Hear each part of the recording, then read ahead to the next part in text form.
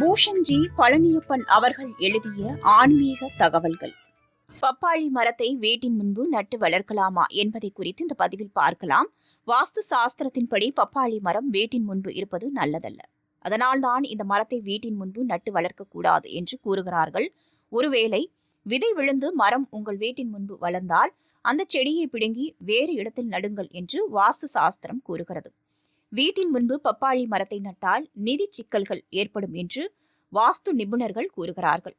அதேபோல வீட்டில் அமைதியும் மகிழ்ச்சியும் குறையும் என்று கூறப்படுகிறது. அதனால் வீட்டின் முன்பு பப்பாளி மரத்தை நடும் முயற்சியை செய்யாதீர்கள். ஜோதிட சாஸ்திரத்தின்படி பப்பாளி மரம் முன்னோர்களின் வசிப்பிடமாகவும் கருதப்படுகிறது.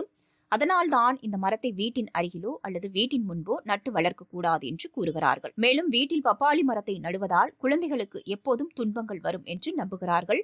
இதனால் வீட்டின் முன்பு பப்பாளி மரத்தை நடுவதை தவறுங்கள். வாஸ்து சாஸ்திரத்தின்படி வீட்டை சுற்றிலும் பப்பாளி மரத்தை நட்டு வளர்க்கக்கூடாது. ஏனென்றால் இது துரதிர்ஷ்டம் என்று கருதப்படுகிறது. வீட்டின் சுற்றுப்புறத்தில் பப்பாளி மரத்தை நட்டால் வீட்டில் எப்போதும் பணத்திற்கு பற்றாக்குறை இருக்கும், நிதி நெருக்கடி ஏற்படும் என்று நம்புகிறார்கள். மேலும் இதனால் வீட்டில் மகிழ்ச்சியும் சந்தோஷமும் இருக்காது என்று நம்புகிறார்கள்.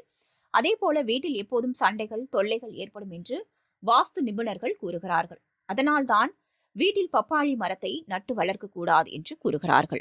இந்த ஆன்மீக தகவல்களை தொடர்ந்து கேட்டு பயன்பெற பூஷன்ஜி பழனியப்பன் சேனலை லைக், ஷேர் அண்ட் சப்ஸ்கிரைப் பண்ணுங்க.